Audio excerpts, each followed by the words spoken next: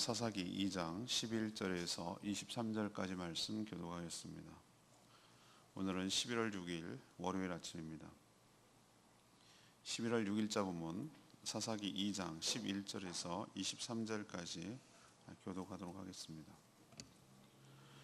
이스라엘 자손이 여호와의 목전에 악을 행하여 바알들을 섬기며 애굽 땅에서 그들을 인도하여 내신 그들의 조상들의 하나님 여호와를 버리고 다른 신들 곧 그들의 주위에 있는 백성의 신들을 따라 그들에게 절하며 여호와를 진노하게 하였으되 곧 그들이 여호와를 버리고 바알과 아스다롯을 섬겼으므로 여호와께서 이스라엘에게 진노하사 노력하는 자의 손에 넘겨주사 그들이 노력을 당하게 하시며 또 주위에 있는 모든 대적의 손에 팔아 넘기심에 그들이 다시는 대적을 당하지 못하였으며 그들이 어디로 가든지 여호와의 손이 그들에게 재앙을 내리시니 곧 여호와께서 말씀하신 것과 같고 여호와께서 그들에게 맹세하시는 것과 같아서 그들의 괴로움이 심하였더라. 여호와께서 사사들을 세우사 노략자들의 손에서 그들을 구원하게 하셨으나 그들이 그 사사들에게도 순종하지 아니하고 오히려 다른 신들을 따라 음행하며 그들에게 절하고 여호와의 명령을 순종하던 그들의 조상들이 행하던 길에서 속히 치우쳐 떠나서 그와 같이 행하지 아니하였더라. 여호와께서 그들을 위하여 사사들을 세우실 때에는 그 사사와 함께 하셨고 그 사사가 사는 날 동안에는 여호와께서 그들을 대적의 손에서 구원하셨으니 이는 그들이 대적에게 압박과 괴로움을 함께 받아 슬피 부르짖음으로 여호와께서 뜻을 돌이키셨음이거늘. 그 사사가 죽은 후에는 그들이 돌이켜 그들의 조상들보다 더욱 타락하여 다른 신들을 따라 섬기며 그들에게 절하고 그들의 행위와 패역한 길을 그치지 아니하였으므로 여호와께서 이스라엘에게 진노하여 이르시되 이 백성이 내가 그들의 조상들에게 명령한 언약을 어기고 나의 목소리를 순종하지 아니하였은즉 나도 여호수아가 죽을 때에 남겨둔 이방 민족들을 다시는 그들 앞에서 하나도 쫓아내지 아니하리니 이는 이스라엘이 그들의 조상들이 지킨 것 같이 나 여호와의 도를 지켜 행하나 아니하나 그들을 시험하려 함이라 하시리라. 여호와께서 그 이방 민족들을 머물러 두사 그들을 속히 쫓아내지 아니하셨으며 여호수아의 손에 넘겨주지 아니하셨더라. 아멘. 우려가 현실이 됐습니다. 이스라엘 자손들이 하나님을 버리고 가나안 족속들이 섬기는 우상들을 섬기기 시작했기 때문이죠. 하나님은 진노하여 주변 족속들에게 이스라엘을 넘겨 노략당하게 했습니다. 사사들을 세워서 구해주기까지 했지만 여전히 사사들에게도 순종하지 않았습니다. 그들은 사사가 있는 동안에는 돌이키는 척 했으나 사사가 죽으면 즉시 옛날로 되돌아갔습니다. 하나님은 여전히 쫓아내지 아니하시고 이방 민족, 주변 민족들을 남겨두셔서 이들의 신앙을 테스트하겠다라고 그렇게 하셨습니다. 오늘 우리에게 주시는 이 말씀을 통해서 말씀을 깨닫기 위해서 던지는 질문은 우리에게 고난을 남겨두신 이유가 무엇입니까? 우리에게 고난을 남겨두신 이유가 무엇입니까? 이것이 오늘의 질문이에요. 첫 번째로 우리의 죄를 깨닫게 하려는 목적 때문에 그렇습니다. 하나님의 우려는 현실이 되었죠. 아니나 다를까 이스라엘 백성들은 하나님이 목전이라고 말하는 것은 하나님이 뻔히 보는 가운데 우리도 왜 안 보이는 것도 문제지만 뻔히 보는데도 아주 대놓고 하는 걸 아주 정말 괘씸하게 생각하잖아요.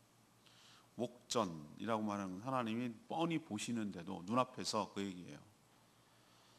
그럼에도 불구하고 보란듯이 하나님을 버리고 정복하고 진멸해야 될 그 가나안 족속들이 섬기는 신들 바알과 아스타롯을 섬기기 시작했어요. 이스라엘 백성들이 역전된 거죠. 배보다 배꼽이 더 커지고 뒤집어진 것이죠. 하나님은 언약을 신실하게 지켰는데 하나님께서 이스라엘 백성들에게 정말 이것만큼은이라고 정말 마지막, 물론 모든 다 율법을 지키고 계명을 지켜야 되지만 이것만큼은 하지 않기를 바랐던 것이 뭐냐면 우상 숭배였어요. 그것은 신앙의 근본, 근간을 흔들어 버리는 것이기 때문에 그렇죠. 부부 사이도 물론 다 신의를 지켜야 되지만, 그래요, 다 어느 정도 용서가 안 될 수도 있지만 용서되죠. 그러나 정말로 용서 안 되는 것은 부부의 관계를 깨는 외도를 하는 거든지, 이거는 안 되는 거예요.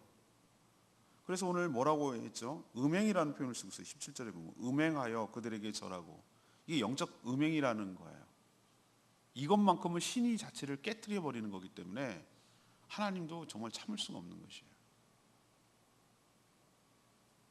그래서 이것을 염려했기 때문에 하나님께서 뭐라고 표현하셨죠? 남겨두지 마라.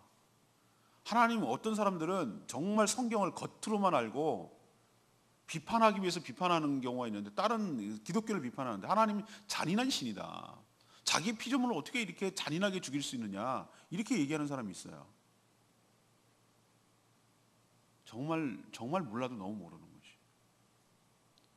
하나님께서 어저께 요나서 묵상했지만 니네 사람들도 구원하기를 바라시는 것이. 그러나 지금은 그 일의 순서상 지금 그럴 때가 아니에요. 이스라엘 백성들을 제사장 나라로, 온전한 나라로 세워서 모든 인류를 구원하기를 바라는 과정이 있기 때문에. 또 하나, 하나님께서는 모든 것들 그냥 죄가 있음에도 포용하는 것이 아니라 가나안 땅 백성들이 섬기는 그 죄악들이 너무나 컸기 때문에 이스라엘 백성들을 도구로 해서 징계한다고 말씀드렸죠. 이스라엘 백성들 입장에서는 그것이 정복 전쟁이지만 가나안 사람들 입장에서 하나님 눈으로 보기에는 그건 이스라엘을 도구로 해서 심판을 내리시는 거란 말이에요. 하나님께서 뭐라고 하라고 하셨을 때는 그만한 이유가 있는 거예요. 남기지 마라. 그들을 미워해서가 아니고 그들을 뭐 아까워하지 않아, 그런 개념이 아니라 너네들 때문이야. 남기지 마라. 그거 아까워하지 마라. 그거 아니어도 하나님이 너의 복의 근원이야. 그거 없어도 하나님께서 너희들을 살릴 거야. 그거 남기면 두고두고 화근이 될 거야. 없애라라고 몇 번이고 얘기했어요. 몇 번이고. 그랬더니 힘이 없을 때는 힘이 붙여서, 힘이 있을 때는 오늘 방송에 나갈 때 그 멘트를 쓸 건데, 힘이 있을 때는 이미 노예를 부리고 종부리니까 그 맛을 알아서, 편한 맛을 알아서 못 내쫓은 거예요. 그러니까 이런 일들이 벌어지는 것이, 화근이 된 거죠. 하나님은 진노하셨어요. 만약에 이렇게 다른 우상 숭배를 섬기는데도 불구하고 하나님께서 아무런 액션을 취하지 않으신다라는 의미는 애정이 없다는 얘기고 버렸다는 뜻이에요. 네 맘대로 해. 끝났다는 거예요. 우리도 뭐가 싸우는 건 그래도 희망이 있어. 정말로 끝장이면은 관여 안 해요. 이제 뭐 네 갈 길 가고 내버려둬요. 그대로 살다 죽게. 그래도 고쳐보겠다고 주변 족속들의 침략을 받게 해서 두고두고 옆구리에 가시가 될 거라고 그랬죠. 노략당하는 게 있어요. 노략이 아시죠? 노략질 한다고 그러잖아요. 우리는 제주도가 특히 노략질을 많이 당했어요.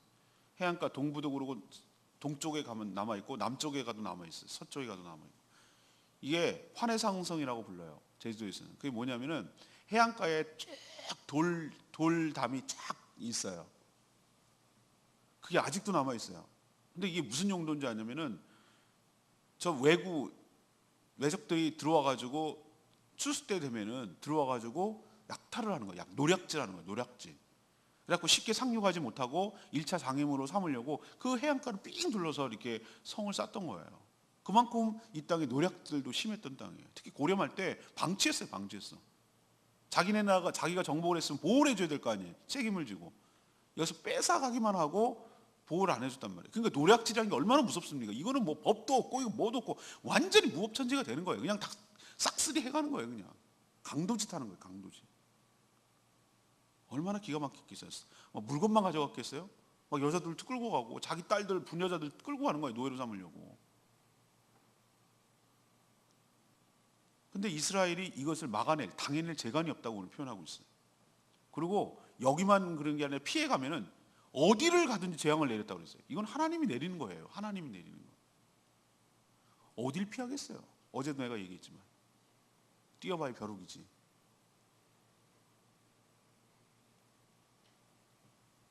이건 하나님께서 단순히 화풀이 하는 것입니까?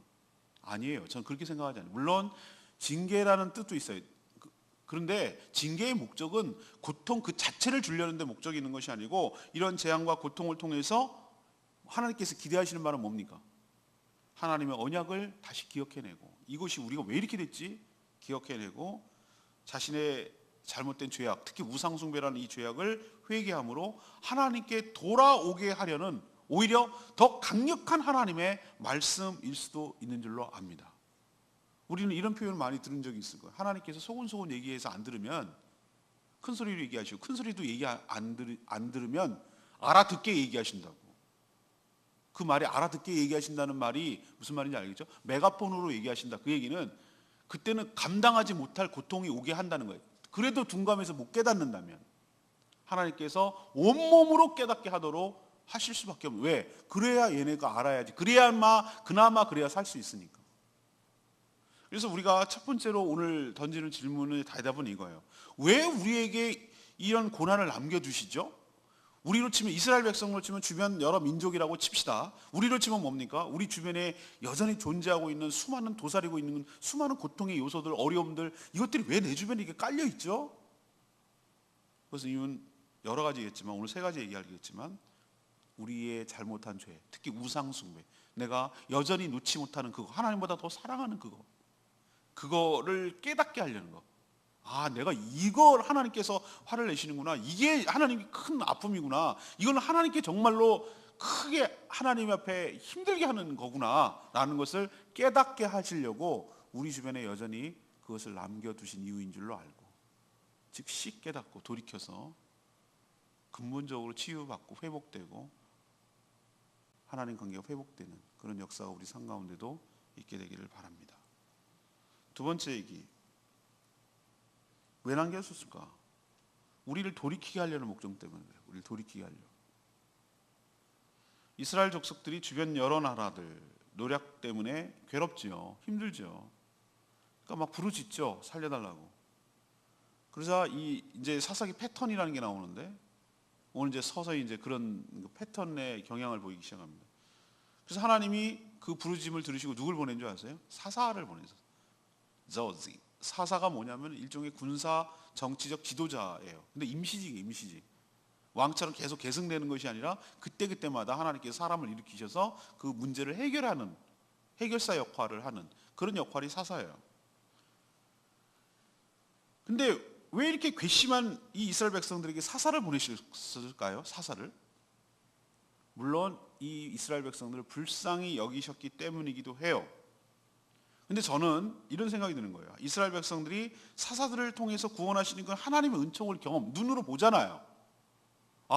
사람이 보내서 하나님께서 사사를 세우시고 그 사사가 이민족들의 침략을 막아내고 자기를 보호해 주는 것을 이게 경험하면, 하나님께서 이 구원의 은총을 우리에게 베풀어 주시면, 그래, 우리가 믿을 거라고는 사사를 보낸 하나님밖에 없어 라고 생각하고 하나님께로 돌아오지 않을까 하는 일만의 기대감 때문이에요. 기대감 때문에 그렇게 하는 거예요. 그런데 이들은 은혜를 원수로 갚았어요. 사사들을 통해서 구원을 받았음에도 불구하고 사사들에게도 순종하지 않았어요. 그리고 보란듯이 다른 신들을 따라 영적으로 음행하면서 섬겼어요. 일시적인 효과는 있었어요. 사사들이 살아있는 동안에는 그 압박과 괴로움 때문에 피하려고 일시적으로, 그때는 아쉬워서 돌이키는 척 했지만, 사사가 죽은 후에는 옛날로 되돌아가서 그들의 조상들이 저지른 죄악보다 더 심하게 타락해서 우상을 섬기며 패역한 길로 걸어갔다라고 오늘 기록하고 있어요.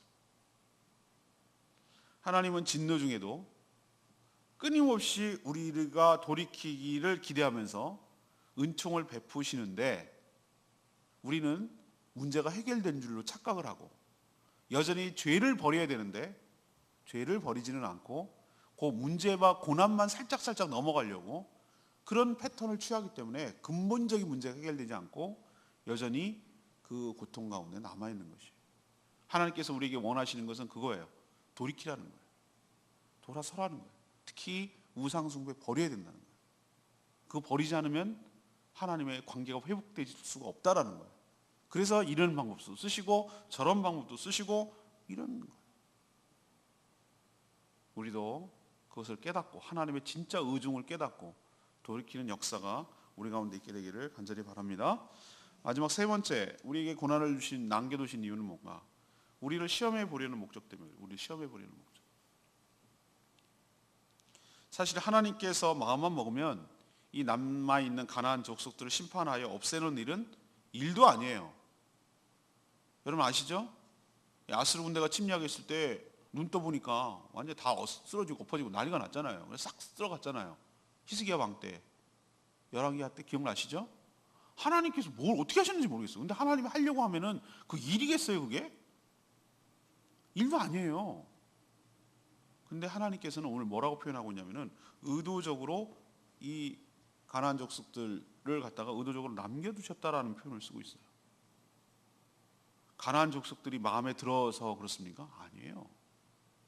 살아가는 이스라엘 백성들을 돌이키게 하려는 데 목적이 있는데 이스라엘 백성들을 시험하는 용도로 이 원주민들을 사용한 거예요. 이스라엘 백성들의 조상들이 하나님의 말씀을 온전히 순종한 것처럼 이 세대도 하나님의 말씀을 귀하게 여기고 순종할 것인지 아닌지 그 여부를 요걸 가지고 테스트하는 거예요. 선악과를 왜 두셨습니까? 정말로 자기가 자발적으로 자원하는 마음으로 하나님의 말씀의 명령에 온전히 순종하는지, 하나님이 누구신지를 잊어버리지 않고 그 말씀에 순종하는지 안 하는지 딱 그거 하나를 가지고 시험을 테스트하는 거예요. 우리 주변에 남겨두신 이유는 우리에게 유혹의 거리들을 많이 남겨주시는 거고, 얘가 없으면 안 할 것 같은데 그러면은 얘가 없어서 안 하는지 있는데도 안 하는지 어떻게 할 거예요? 선악과가 없으면 얘가 정말 자발적으로 섬기는지 그냥 마지못해 할 수 없으니까, 선택의 여지가 없으니까 하는 건지 어떻게 할 거예요? 하나님은 우리를 로봇으로 만들지 않고 인격체로 만들어서 우리가 자원하는 마음으로, 결단하는 마음으로 우리의 의지가 표현돼서 우리가 스스로 주체적으로 인격적으로 하나님을 섬기고 사랑하는 걸 원하시지, 마지못해서 억지로 어쩔 수 없어서 선택의 여지가 없으니까 이런 식으로 해서 하는 것은, 이거는 가짜잖아요. 그건 진짜 사랑이 아니잖아요.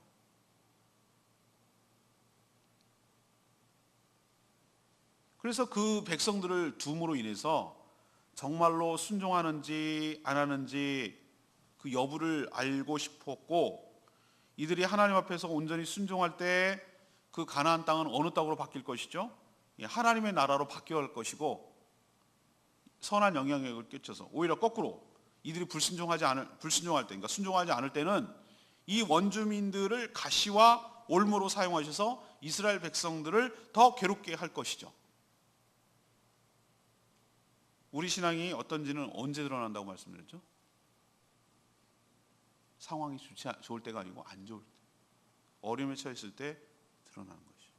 하나님께서 우리에게 이것을 남겨두신 이유는, 끊임없이 우리에게 유혹거리와 근심거리와 어려움을 남겨두신 이유는 나를 미워해서가 아니라 우리의 신앙을 테스트하고 우리의 영적 긴장감을 계속 불러일으켜서 내가 삐끗했다가는, 내가 방심했다가는 내가 살 수 없는 존재라는 것을 깨닫고 더욱 하나님께 매달리고 하나님께 더욱더 순종하고, 그럼에도 불구하고 하나님을 사랑하고 그럼에도 불구하고 여전히 하나님 의지하고 살겠다라고 우리가 다시 한번 의지적으로 결단하고 하나님께 나아가게 하기 위한 하나님의 방편이고 은혜인 줄로 믿습니다. 냉정하게 한번 우리 얘기해 보자고요. 우리가 정말로 걱정거리, 기도거리가 없으면 하나님 찾겠냐고요. 등 따시면 배부르면 하나님 찾겠냐고요. 그러니까 우리 주변에 기도거리가 있다는 것은 여전히 나를 사랑하시고 나를 시험하사 내가 하나님을 의지하고 하나님을 가까이 가려게 하려는지 보시려는 하나님의 테스트 용도일 수도 있다는 거예요. 건강 자신하던 사람 한 번에 갑디다. 한 번에. 뭐 운동도 열심히 하고 뭐, 응? 저 사람 뭐 1년 내내 감기 걸리지도 없고 저 사람 뭐 실수는 법 이런 거 필요 없어. 막 그런 사람들이 하루아침에 갔다고 소식 들려오던데요. 한 번에 갔대, 한 번에. 그렇게 가는 것도 좋아요. 고통만. 근데 어떤 사람이 오래 사는 줄 아세요? 자기 몸이 약해 알아.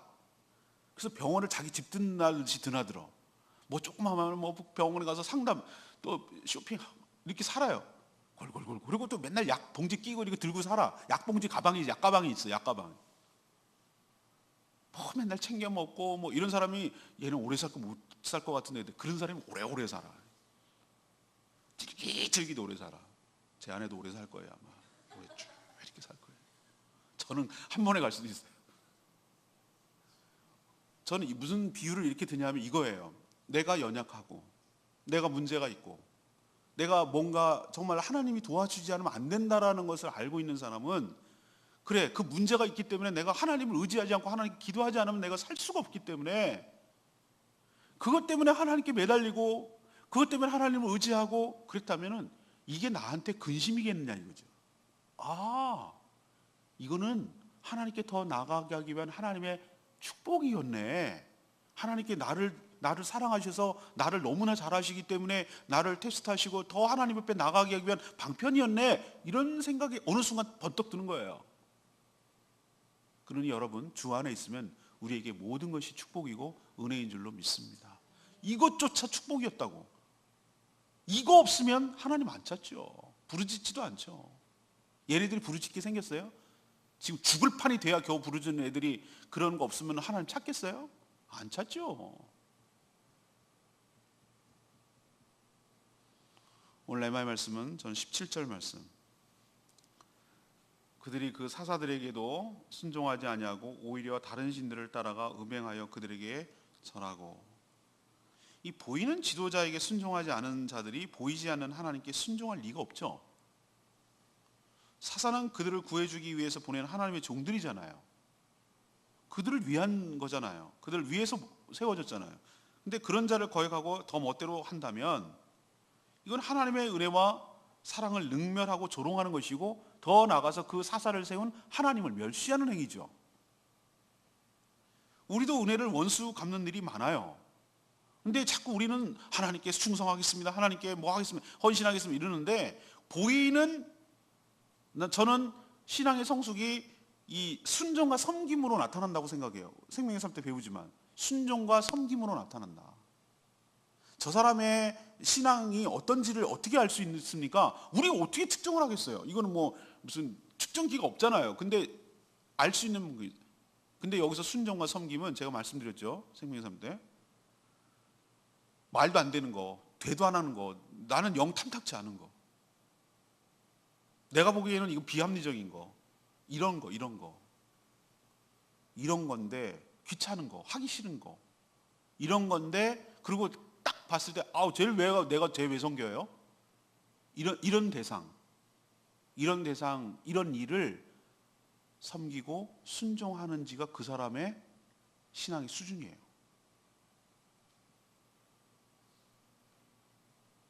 어제도 요나 얘기했지만 이 사람이 미성숙하다는 건 뭘로 알 수 있습니까? 자기 생각이 이건 아니거든. 왜 니느웨? 이렇게 나가는 거죠. 하필 왜 니느웨? 자기 생각이 하나님의 뜻보다 훨씬 더 중요해. 자기가 하나님이야. 자기가 하나님. 이건 아니지. 하나님 이러면 안 되지. 그러지 마세요. 얘는 죽여야 돼요. 얘는 살리고, 얘는 죽이고. 네가 하나님 해라. 하나님 그러지 않겠어요? 우리가 믿음이 성숙했다는 얘기는 우린 다 하나님의 뜻을 모르지만, 우리가 알 수도 없지만 분명한 것은 하나님은 선하신 하나님이신 줄로 믿습니다. 그렇게 하셨을 때는 뭔가 나뿐만 아니라 모두에게 유익이 되도록 하시지, 우리를 해롭게 하고 우리를 이용해 먹고 우리를 버리고 우리를 괴롭게 하려고 하는 용도가 아니라, 뭔가 우린 다 이해 못해. 어떻게 하나님을 다 알겠어요? 모르지만 뭔가 깊은 뜻이 있을 것이야. 근데 그것이 우리에게 궁극적으로는 우리에게 유익이 될 것이야. 그러니 믿음을 가지고 설령 좀 탐탁치 않고 좀 찜찜하고 하기 싫고 뭐 이런 것도 하나님의 말씀을 온전히 순종할 때 그 믿음을 보시고 그 순종을 보시고 그 섬김을 보시고 하나님께서 귀하게 여기사, 존귀하게 여기사 그 믿음을 귀하게 여기시고 믿음대로 우리에게 은혜와 축복을 부어주실 줄로 믿습니다. 보이는 권위에 순종하지 않은 애가 보이지 않는 하나님의 권위에 순종하겠어요? 왜 에베소서에 나오는 부모에게 순종하라, 왜 그런 얘기를 쭉 썼을까요? 남편은 아내는 남편에게 순종하라, 부모에게 순종하라, 죄종에게 순종하라, 왜 이런 얘기를 써놨을까요?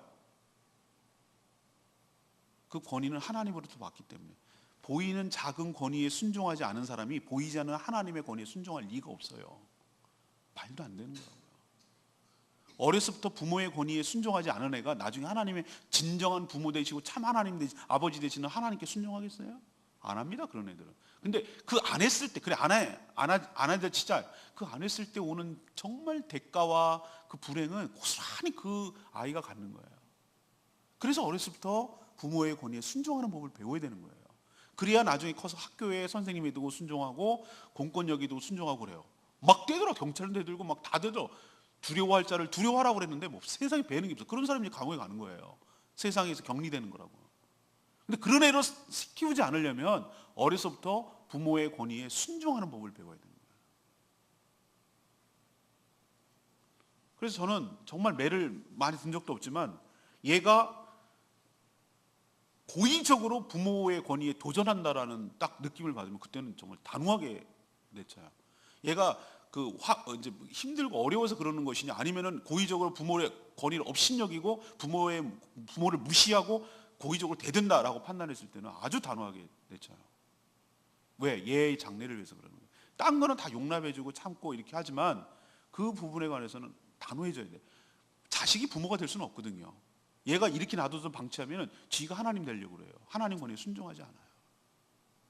제가 오늘 왜 이런 얘기를 하냐면은 보이는 사사에게 권위에도 하나님이 보낸 순종하지 않는데 하나님한테 순종할 리가 없어요. 우리의 믿음은, 우리의 신앙의 수준은 순종과 섬김으로 나타난다는 거 기억하시고, 나의 삶을 점검해보고 나는 어떻게 살아가는지 잘 보고 마음에 들면 하고 내 마음에 안 들면 안 하고 이런 개념인지, 아니면은 정말로 믿음으로 순종하며 살아가는지 자신을 돌아보는 시간 되기를 원합니다. 이거는 저의 내 마음의 말씀이고, 오늘 주를 이루는 것은 그거예요. 우리에게, 이스라엘 민족에게 주변 민족을 남겨두신, 가나안 원주민을 남겨두신 이유가 뭡니까? 이 질문이거든요. 오늘 넘버원은 뭐라고 그랬어요? 우리의 뭐를 깨닫게 하려고? 우리의 죄를, 니네가 무슨 죄를 졌는지를 깨닫게 하려고. 사람 모르거든요. 사람 안 알려주면은 몰라요. 그런 사람 많아요. 정확하게 얘기를 해도 모르는 판인데 몰라요. 그래서 하나님 얘기해 주는 거예요. 두 번째는 우리를 어떻게 하는 거예요? 돌이키게 하려고. 하나님 그 목적이에요. 사실은 돌이키게 하려고. 또 세 번째는 뭐죠? 우리를 시험해 보려고. 시험해 본다는 건 진정으로 하나님을 섬기는지, 그냥 힘들고 어려워서 하나님을 섬기는지, 진정성을 보려고 남겨두신 거예요. 마치 선악과처럼. 우리도 내 주변에 이런 어려움들이 있고 여전히 남은 게 있고, 저 왼수 같은 걸 왜 만나가지고 내 인생이 이렇게 꼬였냐, 이렇게 얘기하지 마시고, 그 원수 때문에 내가 오늘도 살고 기도한다고 생각하시고, 난 왜 이렇게 지질이 박복하냐 이러지 마시고, 그것 때문에 내가 오늘도 하나님을 찾고 구하고 기도한다는 생각하시고, 하나님 은혜로 살아가는 법을 배우시고, 하나님께 더 가까이 가게 하려는 나에게 최선의 시츄에이션, 그 강사가 그러잖아요. 최선의, 내가 지금 처한 것은 하나님이 나에게 주신 최선의 환경이다. 이런 믿음을 가지고 이유가 있겠지, 타당한 이유가 있겠지, 나에게 유익을 주실 뭔가가 있겠지라고 다 이해 못해도, 우리는 이해해서 사는 사람들이 아니라 믿기 때문에 사는 거예요. 하나님을 신뢰하기 때문에 사는 거예요. 그 믿음으로 살아가는 복된 하루 한 주간 되기를 축복합니다. 오늘 참 할 일이 많아요, 이번 주간. 자, 오늘도 말씀 붙들고 승리하며 나갑시다. 찬양집 706장 부르고 기도하겠습니다.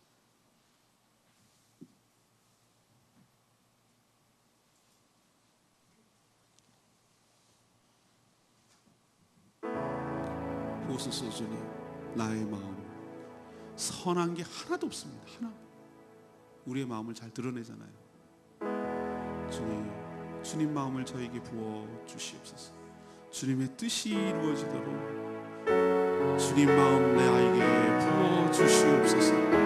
보소서 주님, 보소서 주님, 나의 마음은 선한 것 하나 없습니다. 그러나 내 모든 것 주께 드립니다. 사랑으로 안으시고 날 새롭게 하소서. 주님 마음 내게 주소서. 내 아버지, 주님 마음 내게 주소서. 나를 향하신 주님의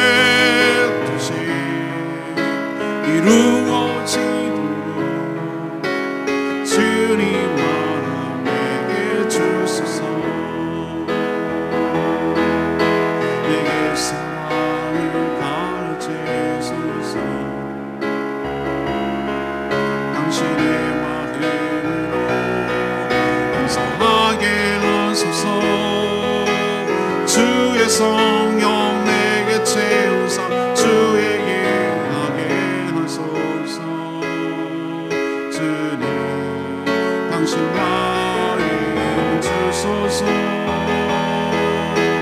주님 마음 내게 주소서 내 아버지 주님 마음 내게 주소서 나를 향하신 주님의 뜻이 이루어지도록 주님 마음 내게 주소서.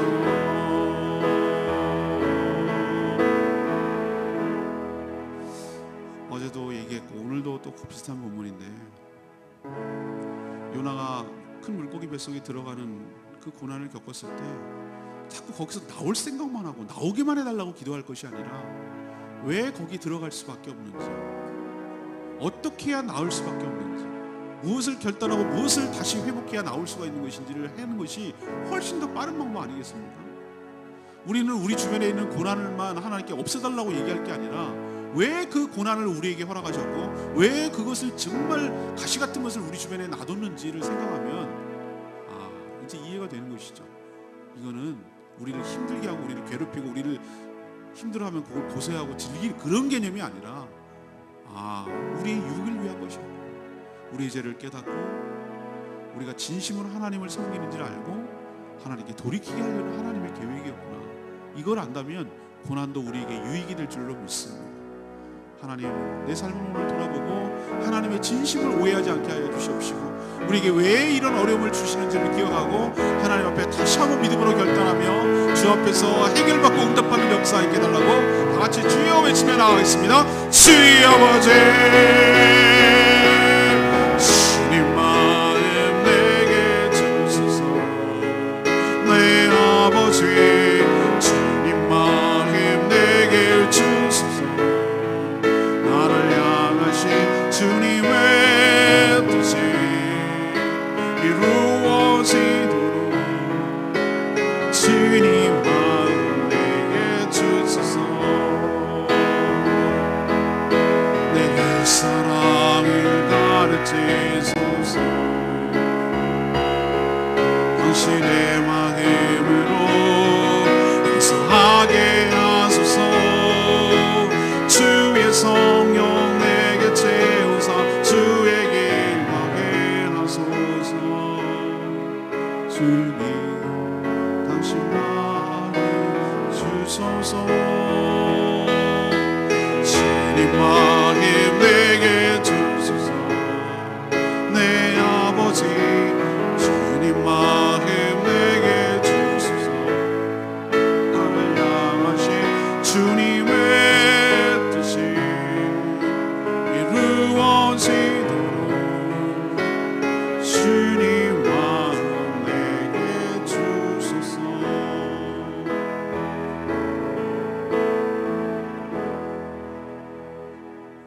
하나님 우리에게 고난을 남겨두신 이유를 알겠습니다.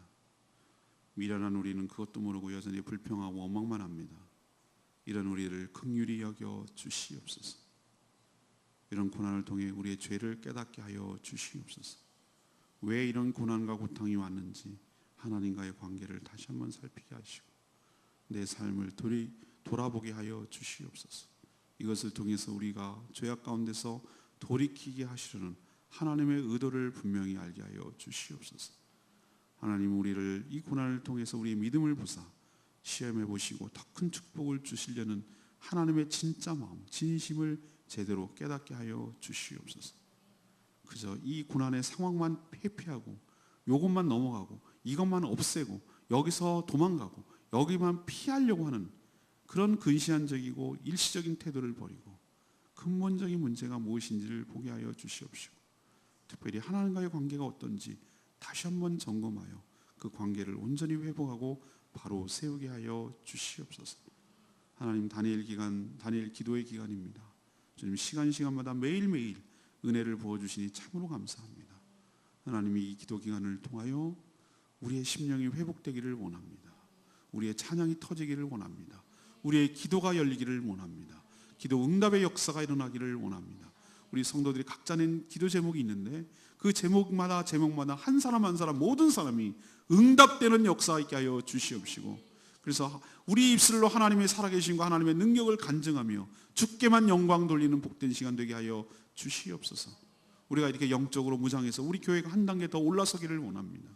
이 기도의 끝에 우리가 10주년 예배를 준비하고 있는데 진정으로 하는 것이 어떤 예배의 형식이 아니라 우리의 마음이 온전히 새롭게 되고 우리가 성숙되어서 정말 이 교회가 하나님께 올려드리고 하나님의 뜻에 부합하고 하나님의 손발이 되어서 주님의 뜻을 이름으로 주님의 마음을 시원케 드리는 그런 교회로 나아갈 수 있도록 복 내려 주시옵시고 이를 위해서 모든 성도들이 한 마음 한 뜻 하나가 되게 하여 주시옵시고 믿음으로 나아가며 믿음으로 순종하며 믿음으로 헌신하며 믿음으로 섬기는 복된 기간이 되게 하여 주시옵소서.